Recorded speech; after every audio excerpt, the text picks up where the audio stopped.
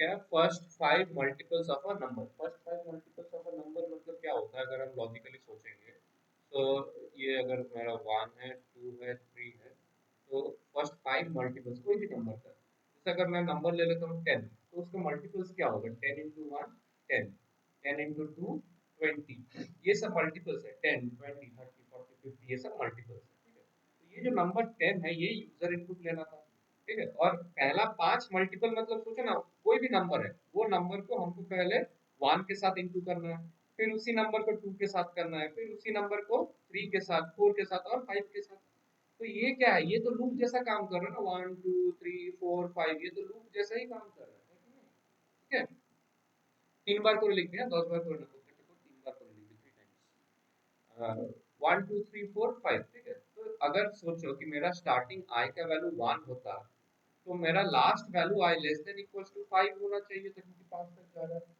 या तो less than equals to 5 डालेंगे या फिर लेस देन 6 डालेंगे, दोनों ही सही है, क्योंकि लेस देन इक्वल टू 5 मतलब 5 तक जाएगा, लेस देन 6 मतलब 6 नहीं जाएगा, 5 तक ही जाएगा, तो इसलिए दोनों ही वैलिड है। और यहाँ पे इंक्रीमेंट क्या क्या हो रहा है, प्लस वन करके हो रहा है ना, तो हमारा अपडेशन में आई प्लस प्लस हम डाल सकते हैं। तो इसका कोड किस तरह से होना चाहिए था कि तुम्हारा, मैं लॉजिक लिख दे रहा हूँ सिर्फ, कि पहले तो तुम इनपुट लेते, स्कैनर क्लास का तुम ले सकते थे कि बोलते कि system dot println enter the number, फिर हम वो नंबर को एक्सेप्ट करते कि number equal to S C dot next I N T, ये एक्सेप्ट हो गया मेरा। फिर हम लूप चलाते, तो for integer i equals to 1, i less than equals to number, i equals to 1, i less than equals to क्या होगा 5, और आई प्लस प्लस, ये हो गया। फिर यहाँ पे हम क्या करते हैं, एक वो प्रोडक्ट फाइंड कर रहे थे ना, तो प्रोडक्ट इक्वल्स टू जो भी नंबर है multiplied by the value of I. So if the number is 5, suppose number is 5, आई का वैल्यू इज 1, तो प्रोडक्ट क्या हो जा रहा, 5 इंटू 1 मतलब 5 हो जा रहा। फिर मेरे को डिस्प्ले करना था कि सिस्टम डॉट प्रिंटलन, हम बोलते हैं कि नंबर प्लस प्लस इंटू आई का वैल्यू मतलब 1 प्लस इक्वल टू प्लस, तो ये प्रिंट था। इससे क्या होता है, देखो पहले नंबर मतलब कि 5, फिर मल्टीप्लिकेशन साइन, फिर आई मतलब इनिशियली 1, फिर इक्वल टू साइन, फिर प्रोडक्ट मतलब 5, फिर नेक्स्ट इटरेशन में 5 इंटू आई का वैल्यू 2 हो जाता, तो 2 इंटू 10, तो इस तरह से वो प्रिंटिंग ये कर सकते थे। नहीं तो सिर्फ तुम अगर मल्टीपल्स प्रिंट करना चाहते थे तो वो भी कर सकते थे।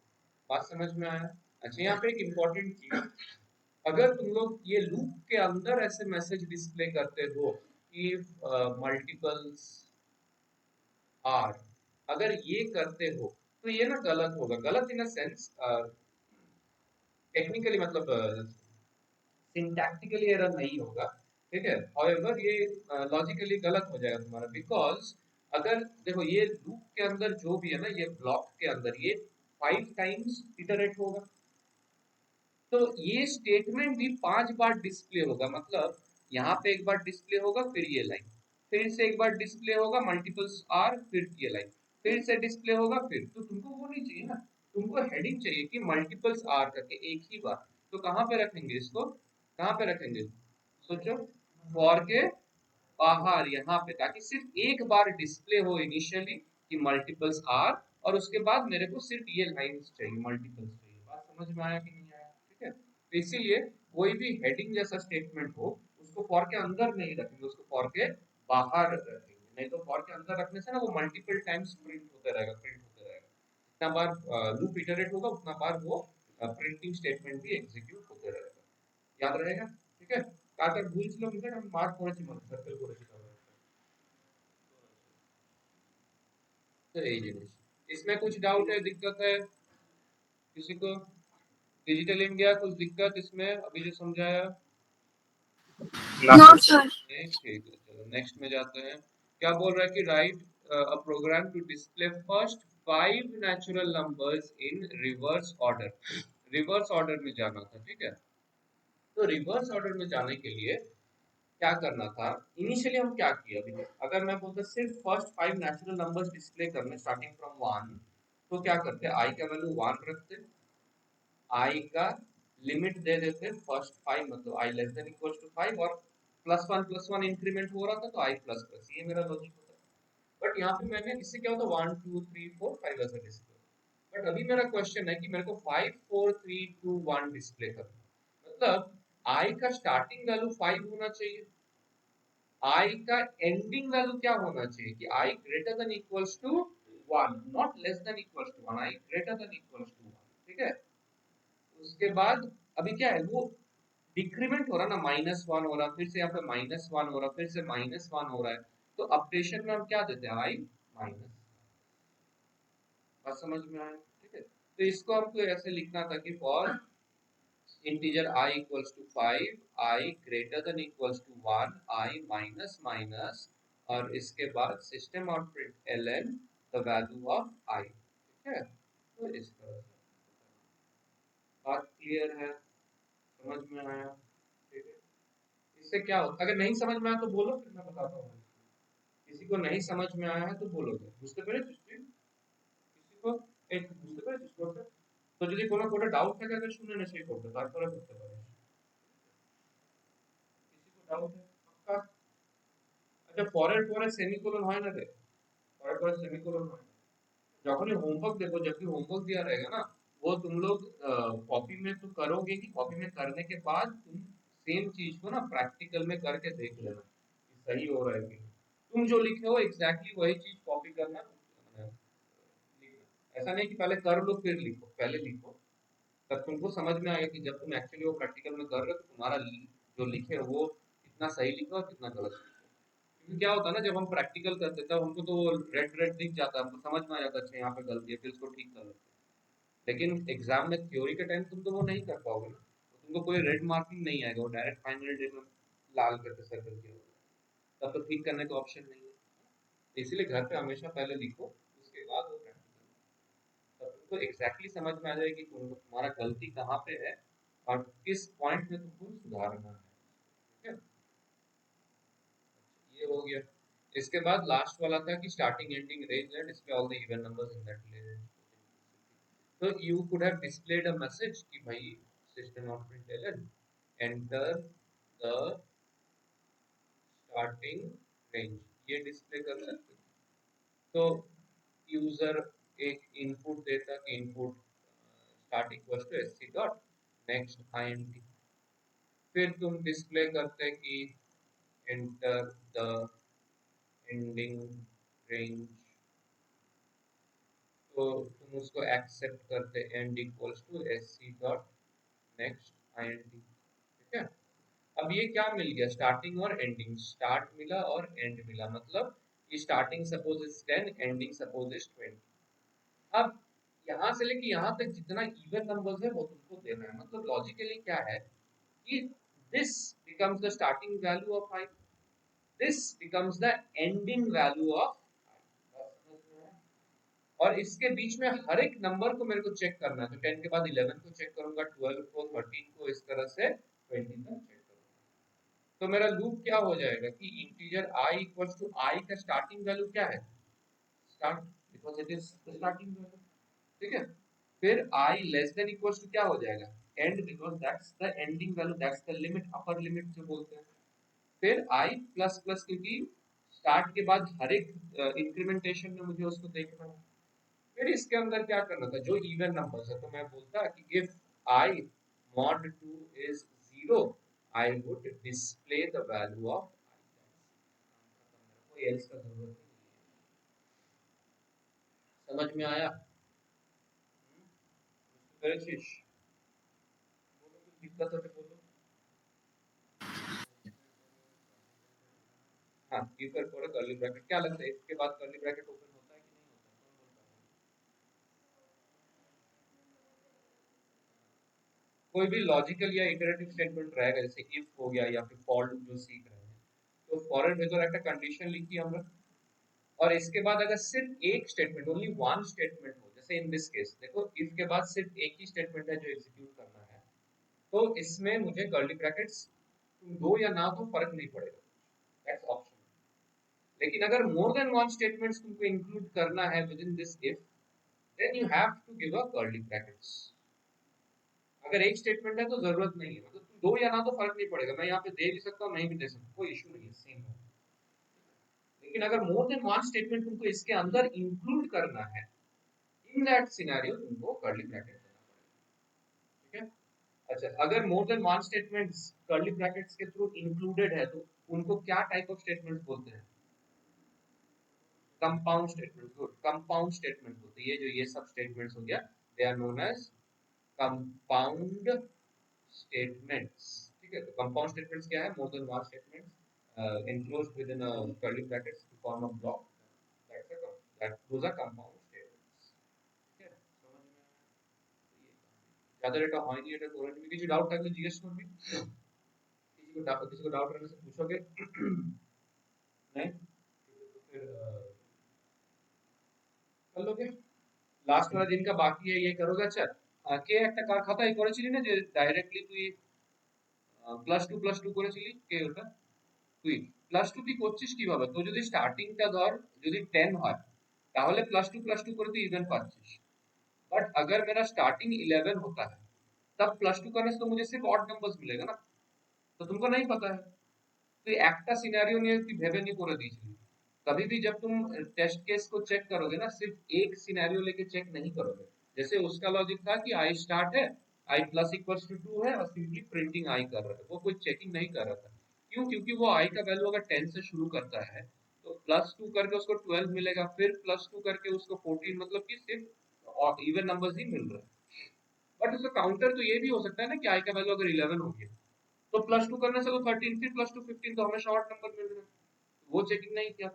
कभी भी एक वैल्यू के साथ अपना कंडीशंस को चेक नहीं करोगे, हमेशा दो तीन अलग अलग रैंडम केसेस के साथ चेक करोगे, तब तुम्हारा वैलिडिटी को समझ में आएगा, ठीक है। जिनका लास्ट वाला नहीं हुआ था वो कर लोगे, या कुछ भी गलत था कोड में लॉजिकली वो फिर से करोगे। जिनका एक भी गलत नहीं था उनके लिए है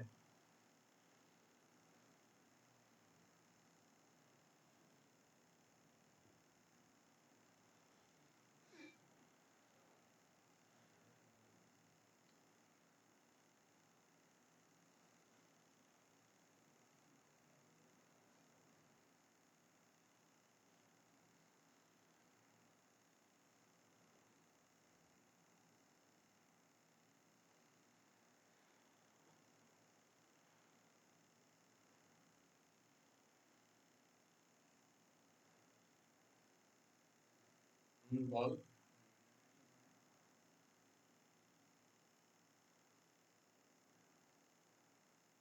ইকুয়েশন মানে কতবার রিপিট হচ্ছে, একবার রিপিট হলে একটা ইকুয়েশন।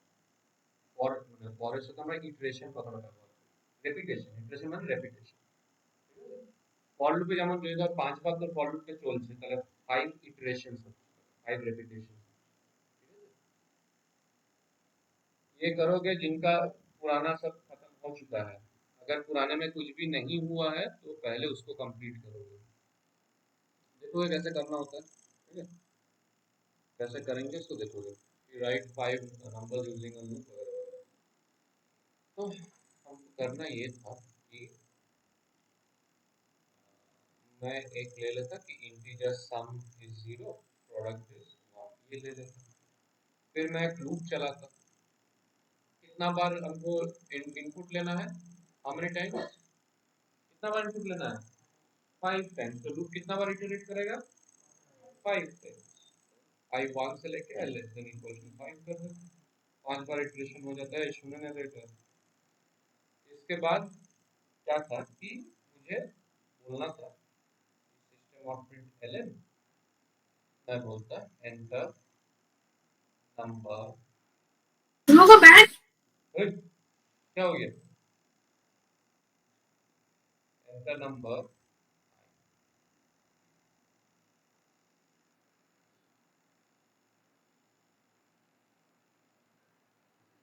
দুটো একসাথে করতে পারবি না, একটা একটা করে কর। फिर हम इनपुट लेते हैं integer number equal to SC dot next i. फिर हम क्या करते हैं कि if number mod 2 is 0, even number है तो उसका सम निकालना था, तो sum equal to sum plus number, else even नहीं है तो ऑड होगा, तो product equal to product into,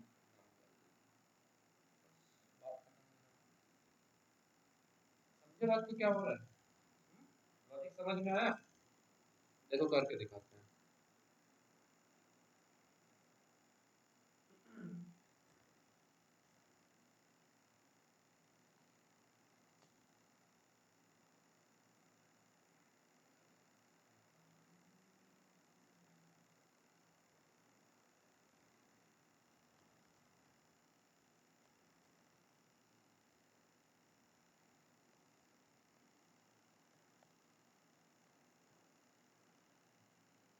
तो हम यहाँ पर डिक्लेयर कर सकते हैं कि इनिशियलाइजिंग वेरिएबल्स टू टेक और कैलकुलेट सम एंड प्रोडक्ट, तो हम लिख सकते हैं कि हम लिखेंगे सम इज 0 और प्रोडक्ट इज 1, ये लिख दिए। फिर अपने को लूप चलाना था कि for integer i is 1, i less than equals to 5 और आई प्लस प्लस, ये लूप चला दिया मैंने। इसके बाद क्या करना था कि मैं बोलता कि सिस्टम डॉट प्रिंटलन करके क्या बोलता, हेलो वर्ल्ड,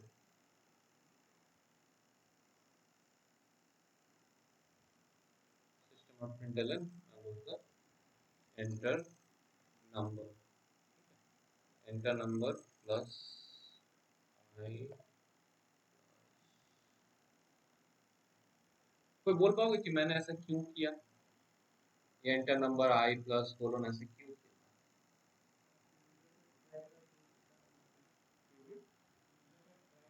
हाँ, यूजर को समझ में आएगा ना कि कितना नंबर इनपुट कर रहा है।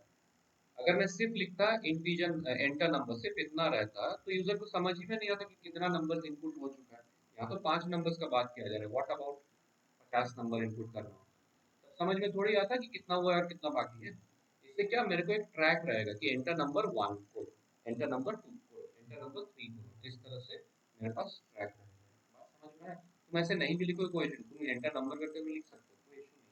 लेकिन आउटपुट में, आउटपुट स्क्रीन में तो यूजर को समझ नहीं आएगा कि कितना नंबर चल रहा है और कितना नंबर बाकी है, बस इतना ही, ठीक है।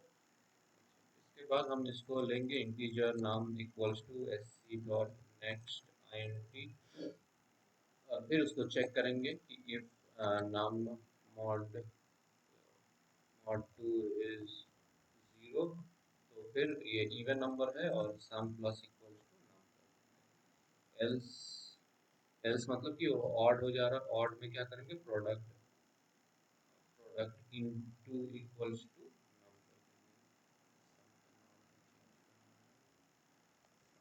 ठीक है। तो इस तरह से हो रहा है। और फिर फाइनली हम outside the for loop, outside the for loop हम डिस्प्ले कर देंगे कि sum is, sum is plus some,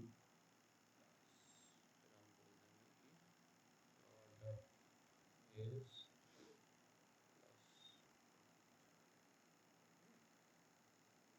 enter number 1, पहला नंबर क्या डाले बोलो, उसके बाद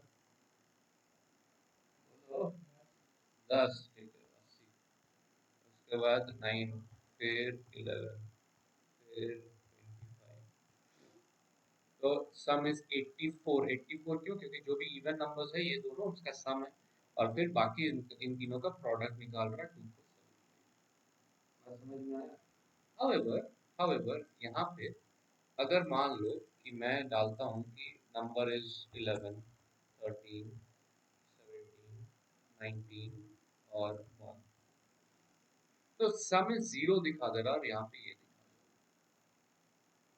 है। मतलब यहाँ पे तो मैंने एक भी इवन नंबर नहीं डाला है, ना ही मैंने एक भी ऑड नंबर डाला, मैं ऑड नंबर डाला है, इवन नहीं डाला है।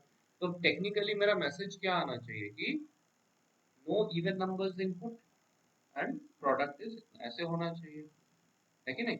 बट वो तो नहीं आ रहा, तो उसको कैसे हमें ठीक करना, ये तुम्हारा काम है। मतलब यूजर अगर सिर्फ ऑड नंबर्स देता है, कोई इवन नंबर्स नहीं देता, तब उसको तुम कैसे मॉडिफाई करके डिस्प्ले करोगे कि no even numbers present, product of odd numbers. अगर मान लो कोई ऑड नंबर्स नहीं है, ओनली इवन नंबर्स है, तो तुम्हारा आउटपुट आना चाहिए sum of even number is this and no odd numbers input. इस तरह से हमको चाहिए। बात समझ में आया कि नहीं आया? ठीक है, ये तुम लोग मशीन में करोगे। हाँ, माने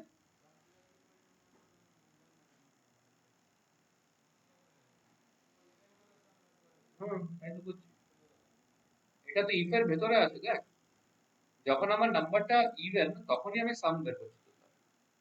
যেমন প্রথমে নাম্বারটা কত, ধর ধর ফার্স্ট নাম্বার হলো 2, 2 ইজ ইভেন নাম্বার, তাহলে ওটাকে আমি 0 প্লাস 2, সাম তো ইনিশিয়ালি 0, 0 প্লাস 2 2 হয়ে গেল। নেক্সট ধর আমার 10 ইনপুট এলো, 10 ইজ अगेन ইভেন, তাহলে আমার এখানে কি হচ্ছে, প্লাস ইকুয়ালস নাম মানে 2 ছিল প্লাস 10 করছে তো 12 হয়ে যাচ্ছে। তাই তো হওয়া দরকার, 2 আর 10, 10 প্লাস 2 12 হওয়ার কথা। বুঝতে পারলি কিছু? বুঝিসনি? শিওর? প্রোডাক্টেরও সেম কেস,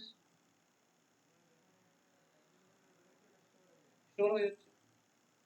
এটা তো আপনি সেই জন্য আমি কি করেছি देख, सम और प्रोडक्ट को ना हमको बाहर लिखना है, बाहर आउटसाइड। अगर मैं इसको फॉर के अंदर लिखूंगा तो नहीं चलेगा, मेरे को फॉर के बाहर लिखना है, যাতে আমার এই যে ক্যালকুলেশন গুলো হচ্ছে সেটা আমার এখানে স্টোর হয়েছে, এখানে এখানে আপডেট হচ্ছে, এখানে আপডেট হচ্ছে। বুঝতে পারলি? ওই বুঝেছিস? क्वेश्चन समझ में आया क्या करना है? जिनका ये नहीं हुआ था ये वाला, वो पहले कर लोगे, उसके बाद इसका नेक्स्ट अपग्रेडेशन में जाओगे और मशीन में कर सकते हो, फोन में कर सकते हो, अगर लाए हो नहीं तो कॉपी में करो। चलो शुरू हो जाओ।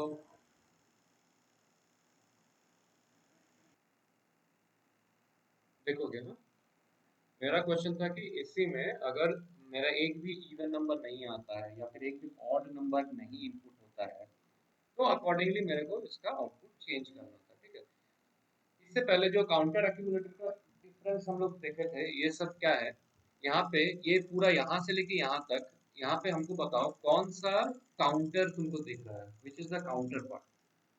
काउंटर कौन सा है? काउंटर क्या था? काउंटर था कि काउंटर था कि जिसका वैल्यू लाइक यूनिफॉर्मली अपडेट होता है, दैट्स द काउंटर। ठीक है, यूनिफॉर्मली वैल्यू अपडेट होता है। फॉर एग्जाम्पल अगर मैं बोलूँ कि आई का वैल्यू जो कि +1 +1 +1 +1 करके बढ़ रहा है तो दैट्स द काउंटर। ये जनरली एक ट्रैक रखने में हेल्प करता है कि हाउ मेनी टाइम्स तुम्हारा वो इटरेशन हो रहा है। इसके अलावा भी काम है बट ये जनरल एक काम हो जाता है। फिर आता है एक्यूमुलेटर। एक्यूमुलेटर का क्या काम है? It is something that accumulates the values, accumulate करता है। जैसे कि हम अगर सम कर रहे हैं तो सम का क्या हो रहा है कि वो वैल्यूज को स्टोर कर रहा है अपने आप में, है ना। तो जैसे मान लो अगर तुम्हारा इनपुट आया 1 2 3 और इनका सम निकालना है तो सम में पहले क्या हो जाएगा, जीरो रहता है, सम इज इनिशियली जीरो। फिर 0 प्लस 1 करेंगे तो 1 हो जाएगा, फिर 1 प्लस 2 करेंगे तो 3 हो जाएगा, फिर 3 प्लस 3 करेंगे तो 6 हो जाएगा। तो दैट्स द एक्यूमुलेटर। तो अकॉर्डिंगली हमको देख के बोल दो यहाँ पे सही से कि कौन सा काउंटर है कौन सा एक्यूमुलेटर। पहले काउंटर का बोलो भाई। एक्यूमुलेटर सम और प्रोडक्ट। ठीक है, तो यहाँ पे हम क्या कर सकते हैं, सपोज हम दो तरीके से इसको करेंगे। पहले बेसिक वाला, जैसे कि मान लो हम बोलते हैं कि counter for sum is equals to like 0 and हम बोलते हैं काउंटर और प्रोडक्ट अगेन इज 0, ये मैं बोला। ठीक है, अब मैं क्या कर रहा हूँ यहाँ पे कि मैं जब सम कर रहा हूँ तो what I am doing is counter for sum को मैं प्लस प्लस इस तरह से कर दूँ। फिर यहाँ पे मैं कर रहा हूँ कि जब मैं प्रोडक्ट कर रहा हूँ तब मैं क्या किया कि काउंटर फॉर प्रोडक्ट को plus plus.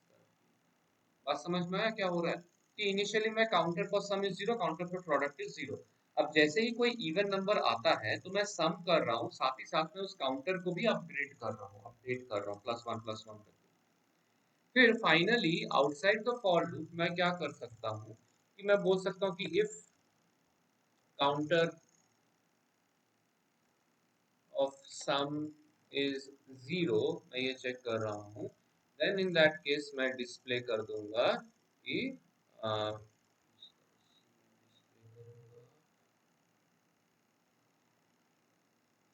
No even numbers input, ये मैं डिस्प्ले किया और फिर मैं बोल दूंगा कि product of numbers is plus, ये कहानी। बात समझ में आया कुछ? हाँ, इवन नंबर्स नहीं है एक भी, तो मैं बोल दिया कि भाई no even numbers as input, और मैं प्रोडक्ट ऑफ ऑड नंबर्स को बोल। किसी का दिमाग में ऐसा आ रहा होगा कि अगर इवन नंबर्स नहीं है और ऑड नंबर्स भी नहीं इनपुट हो रहा है तो क्या होगा? आ रहा है? आ रहा है? अच्छा, अच्छा। इवन नंबर्स भी नहीं है, ऑड नंबर्स भी नहीं है, तो क्या होगा? गजब पागल है बोल से। हाँ ठीक बोले जी, बुद्धिमान से लोग इसलिए। ठीक है। एल्स, एल्स में यही कहानी है कि नो ऑड नंबर्स करके, नो ऑड नंबर इनपुट, यहाँ पे of sum of even numbers is. बात समझ में आया कुछ हम क्या किए? क्लियर है? तो इस तरह से हम बोल सकते हैं।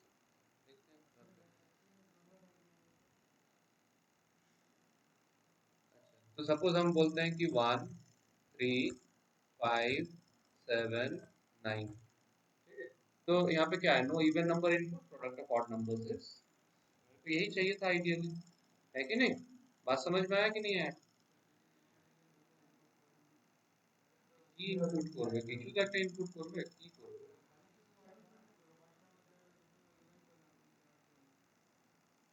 তাহলে ঠিক বলেছিস।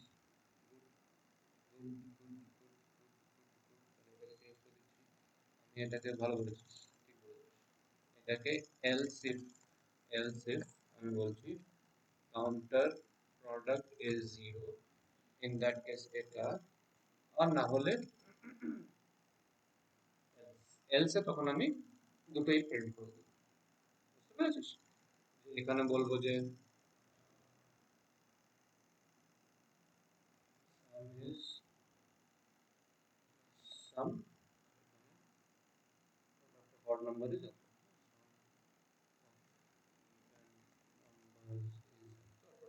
এবার বুঝতে পারলি কি হলো? ধর আমি শুধু ইভেন নাম্বার দিচ্ছি 2 4 6 8 10, তাহলে no odd numbers input, sum is. যদি আমি দুটো ইনপুট করছি মিলিয়ে ঝুলিয়ে, যে 1 2 3 4 5, তাহলে দেখ sum of even numbers this, product of odd numbers this। Okay, समझ में आया? क्लियर है? मैं इसका एक और तरीका दिखा रहा हूँ which is of a better quality।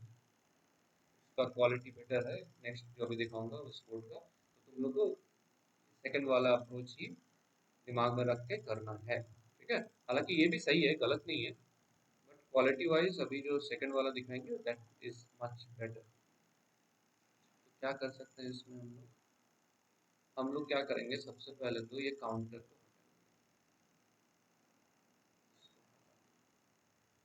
फिर मैं क्या करूँगा, इसको काउंटर को यहाँ से हटा, इसको काउंटर को यहाँ से हटा,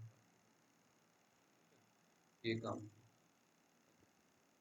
फिर इफ वाला ये हटा दो। अब क्या करेंगे, देखो अगर मैं बोलता हूँ कि इवन वैल्यूज नहीं है, ठीक है, इवन वैल्यूज नहीं है, तो इसको ट्रू फॉल्स में दिखाने के लिए कौन सा डेटा टाइप मेरे को चाहिए? तो मैं लूंगा boolean, boolean even is initially false और boolean odd is initially, समझ में आया? मैं boolean even false odd false, ये एक भी इवन नहीं है एक भी ऑड नहीं है, initially outside the for loop. ये सब कुछ आउटसाइड द फॉर लूप हो रहा है, ठीक है। फिर इनसाइड द फॉर लूप जैसे ही मुझे एक इवन नंबर मिलता है, मतलब इवन को ट्रू कर देना है, बिकॉज मेरे को इवन नंबर मिल चुका है, तो मैं क्या करूंगा, सिंपली यहाँ पे लिखूंगा इवन इज। अब अगर मेरे को ऑड मिल चुका है तो ऑड को ट्रू करना है, तो मैं क्या करूंगा, ऑड इज, ठीक है, even true false small case में होगा, नॉट ए कैपिटल केस। बात समझ में आ रहा है? तो मैं क्या करते इसको, यहाँ पे इनिशियल जो फॉल्स रखा था, जैसे मुझे इवन नंबर मिला, मैं सम तो कर ही रहा हूँ, साथ ही साथ मैं इवन को भी ट्रू बना दे रहा हूँ। अब इवन नहीं है तो ऑड तो हो गई ना, तो ऑड को भी मैं ट्रू बना दिया अकॉर्डिंगली। फिर ये वाला क्या है, ये वाला वो केस है जहाँ पे इवन तुम्हारा नहीं आ रहा था, तो मैं बोलूंगा कि इफ, मैं इसको ऐसे लिख सकता हूँ कि if even is equals to false, ऐसे लिख सकता हूँ चेकिंग के लिए कि अगर इवन फॉल्स है मतलब there is no even number. या फिर मैं इसको बेटर ये लिख सकता हूँ कि if not even, if not even मतलब हो रहा है कि इवन फॉल्स, इस टाइप का लिख सकता हूँ। हालांकि ऐसे ही लिख सकते हैं, यहाँ पे मैं बोल सकता हूँ इफ नॉट ऑड, मतलब ऑड अगर फॉल्स है तो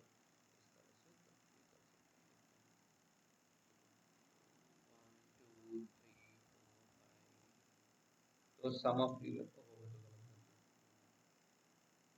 डालो तो 1 3 5 7, तो no even number as input, product of odd number.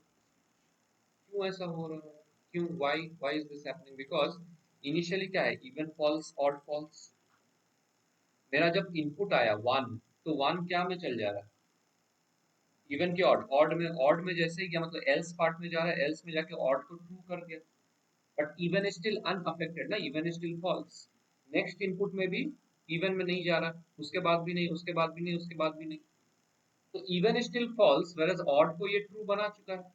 अब आउटसाइड द फॉर लूप जब ये चेक कर रहा है कि if not even, not even का मतलब हो रहा है कि चेक कर रहा है कि इवन इज फॉल्स, तो it's not even, which is true, this condition is true, क्योंकि इवन तो फॉल्स है ना, तो नॉट इवन ट्रू हो जा रहा, इवन इज फॉल्स, तो ये वाला डिस्प्ले हो जाएगा। बात समझ में आया, ठीक है। सिमिलरली अगर हम यहाँ पे odd number even numbers input करते हैं खाली, तो देखो नो ऑड इनपुट, क्यों, क्योंकि इन दिस केस ऑड को तो फॉल्स रखा जा रहा है ना। फिर यहाँ पे आके कि else if not odd, not odd मतलब ऑड इज फॉल्स, ये चेक कर रहा है, परफेक्टली ट्रू। तो अब क्या हो रहा है कि नो ऑड नंबर्स प्रेजेंट, ये डिस्प्ले हो रहा है। बात समझ में आया कुछ, हाँ क्लियर है? नहीं समझ में आया तो बोलो, नया कंसेप्ट है ये, नॉट इवन नॉट ऑड वाला। नॉट इवन मतलब इट इज चेकिंग कि even is false, not odd मतलब चेक कर रहा है कि इफ ऑड इज फॉल्स। तो it's similar to writing even equal to equals to false, odd equals to false, वैसे भी लिख सकते हैं और इस तरह से भी लिख सकते हैं। बात समझ में आया, ठीक है। तो this is of a better quality, suggest करूंगा कि इसी के साथ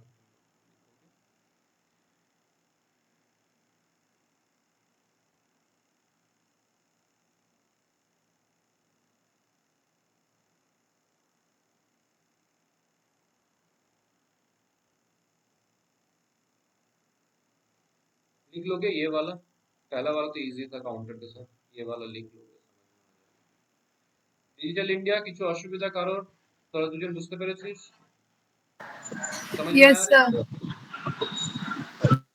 Sir, if the input will be zero, then तो जीरो क्या नंबर है बाबू? sir, zero even भी नहीं है, not odd भी है। जीरो इवन में नहीं है, क्या बात कर रही है? Sir, zero तो even रोज बाबा क्या बोलते हैं कि इज जीरो इवन और ऑड, वाई जीरो इवन मतलब जीरो इवन है ना भाई, zero is an even number, ठीक है। okay, तुम sir. जो बोल रही हो वो पॉजिटिव नेगेटिव बोल रही हो, zero is neither positive nor negative, confuse हो गई हो, हैं? एग्जाम दे के इतना सारा शॉर्ट सर्किट हो गया क्या दिमाग में? No, sir. हाँ बोलते भाई, जिसको नहीं समझ में आया फिर से यही कोड को फिर से बोलो। सबसे पहले तो पब्लिक क्लास और एक क्लास नेम, फिर पब्लिक स्टैटिक वॉइड मेन और फिर स्कैनर क्लास का ऑब्जेक्ट, इतना सभी को कर लो, इसमें कोई दिक्कत नहीं होना चाहिए। स्कैनर क्लास का ऑब्जेक्ट तुम क्रिएट कर ली हो, इसके बाद तुमको क्या चाहिए कि तुमको सम और प्रोडक्ट स्टोर करने के लिए वेरिएबल्स चाहिए। तो इंटीजर तुम लिख रहे हो कि सम इज 0 और तुम बोलते हो कि प्रोडक्ट इज 1। याद रखना सम 0 होगा, प्रोडक्ट 1 होगा। प्रोडक्ट को 0 करने से गलत हो जाएगा, सम को 1 करने से भी गलत हो जाएगा। ठीक है, इसके बाद क्या करना है, इसके बाद अपने को एक बूलियन वैल्यू चाहिए, बूलियन। ठीक है, बूलियन, बूलियन में हम बोल रहे हैं कि ऑड इज फॉल्स और इवन भी फॉल्स हो जाएगा। ठीक है, दोनों ही स्मॉल केस में होगा, याद रखना फॉल्स दोनों ही स्मॉल केस में। ठीक है, odd false even false boolean वाले, तो ये दोनों क्या हुआ, हम इनिशियलाइज करते हैं कि सम 0 प्रोडक्ट 1 बूलियन ऑड फॉल्स और इवन फॉल्स। इतना मेरा इनिशियलाइजेशन का काम था। इसके बाद अपने को फॉर लूप चलाना है जहां पे मैं एक्सेप्ट करूंगा वैल्यूज। तो integer i is 1, i less than equals to 5 और i प्लस प्लस, क्योंकि 5 बार मुझे वैल्यूज इनपुट चाहिए तो 5 इटरेशंस होंगे। इसके बाद यहाँ पे मैं डिस्प्ले करूंगा यूजर के लिए कि एंटर नंबर प्लस आई प्लस। इसका क्या काम है ये हम ऑलरेडी बात कर चुके हैं। ठीक है, तो क्या हुआ, पहले तो हमने क्लास नेम लिखा, फिर पीएसबीएम लिखा, फिर स्कैनर का ऑब्जेक्ट क्रिएट किया, उसके बाद इनिशियलाइजेशन किया कि सम 0 प्रोडक्ट 1 और फिर boolean odd false even false. इसके बाद सिंपली हमने लूप को स्टार्ट किया। इसके बाद ये जो मैसेज डिस्प्ले हुआ ये देख के यूजर इनपुट करेगा कोई नंबर, तो वो नंबर को मुझे यहाँ पे स्टोर करना है कि integer num equal to sc dot next id। ये मेरा नंबर स्टोर हो गया। अब मुझे चेक करना है कि नंबर ऑड है कि इवन है, अकॉर्डिंगली सम करना है, प्रोडक्ट करना है। तो मैं यहाँ पे चेक करूंगा कि इफ नंबर मॉड 2 इज 0 मतलब इवन है, तो फिर मेरे को तो पहले सम करना है, तो सम प्लस इक्वल्स टू नम, ये सम हो गया। और इसके साथ साथ क्या करना है कि इवन भी ट्रू हो जाना ना, बिकॉज इवन नंबर इनपुट आया है तो इवन को ट्रू कर देंगे, बात खत्म हो गई। बात समझ में आया। और अगर इवन नहीं है तो ऑड में चला जाएगा, तो एल्स ऑड होने से हमको प्रोडक्ट निकालना पड़ेगा, तो प्रोडक्ट इनटू इक्वल्स टू नम और ऑड इज ट्रू, क्योंकि ऑड नंबर प्रेजेंट है, बस बात खत्म मेरा फॉर लूप में। ठीक है, फॉर लूप में क्या किया मैंने, मैसेज डिस्प्ले किया कि भैया एंटर नंबर 1, एंटर नंबर 2, इस तरह से। तो जो नंबर्स इनपुट आ रहा है उसको मैं इस वेरिएबल में स्टोर किया। फिर इसको मैं चेक किया कि इवन है कि ऑड है, अगर इवन है तो सम में डाल दो और इवन को ट्रू कर दो, अगर ऑड है एल्स में जाके प्रोडक्ट कर दो और ऑड को ट्रू कर दो, बात खत्म हो गई। ये मेरा काम खत्म हो गया। फॉर लूप खत्म, देखो फॉर ओपन किया, फॉर क्लोज किया। ठीक है, अब फॉर के बाहर आउटसाइड द फॉर लूप में क्या करूंगा, मैं चेक करूंगा कि इफ नॉट इवन मतलब इवन इज फॉल्स, अगर इवन फॉल्स है तो एक भी इवन नंबर नहीं है, तो फिर हम डिस्प्ले करेंगे कि नो इवन नंबर्स। ठीक है, नो इवन नंबर्स। और इसके साथ साथ इवन नंबर नहीं है तो ऑड तो है ना, तो प्रोडक्ट हम डिस्प्ले करेंगे कि प्रोडक्ट इज प्लस प्रोडक्ट। तो ये काम खत्म। हम बोलेंगे एल्स इफ में कि इवन नहीं है तो हम चेक करेंगे इफ नॉट ऑड, मतलब कि अगर ऑड नंबर नहीं है तो, ऑड नंबर नहीं है तो हम डिस्प्ले करेंगे कि नो ऑड नंबर्स, ये डिस्प्ले कर देंगे। अब ऑड नंबर्स नहीं है तो फिर इवन तो इनपुट हुआ था ना, इवन इनपुट हुआ तो फिर उनका सम भी तो डिस्प्ले करना है, तो हम बोल देंगे सम इज प्लस, ये काम खत्म मेरा। और एल्स में जाके, एल्स मतलब ऐसा है कि दोनों इवन भी इनपुट आया ऑड भी इनपुट आया, तो एल्स में जाके हम डिस्प्ले कर देंगे कि sum is plus sum and फिर प्रोडक्ट इज प्लस प्रोडक्ट। बस ये खत्म खत्म खत्म। समझे बात को? ठीक है, फ्लो समझना जरूरी है, फ्लो समझ जाओगे तो कोड भी बन जाएगा। फ्लो समझना जरूरी है ताकि कहीं अटको नहीं। सबसे पहले क्या है, वही क्लास नेम पीएसबीएम स्कैनर का ऑब्जेक्ट, फिर initialization part sum 0 product 1 boolean odd false even false.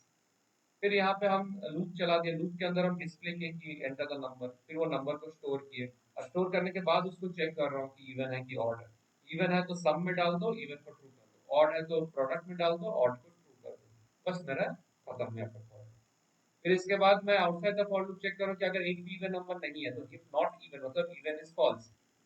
If not even का मतलब होता है ये लिखना कि इफ इवन इज फॉल्स, ऐसे लिखना। तो अगर ये करेक्ट है तो फिर इवन नंबर नहीं है और प्रोडक्ट है तो प्रोडक्ट को डिस्प्ले कर दो। फिर मैं चेक करूँ कि अगर ऑड नंबर नहीं है, मतलब ये लिखना है else if odd is false, मतलब कि ऑड का वैल्यू फॉल्स है मतलब कि ऑड है नहीं, तो नो ऑड नंबर्स और सम डिस्प्ले कर दो, क्योंकि ऑड नहीं है तो इवन है तो सम होगा। और अगर दोनों प्रेजेंट है तो फिर यहाँ आके सम को भी डिस्प्ले करेगा, प्रोडक्ट को भी डिस्प्ले करेगा। इस तरह से मेरा काम होगा। बात समझ में आई? किसी को डाउट है कुछ? Any doubt? हाँ, डिजिटल इंडिया कुछ डाउट? No, आज sir. क्लास को इतना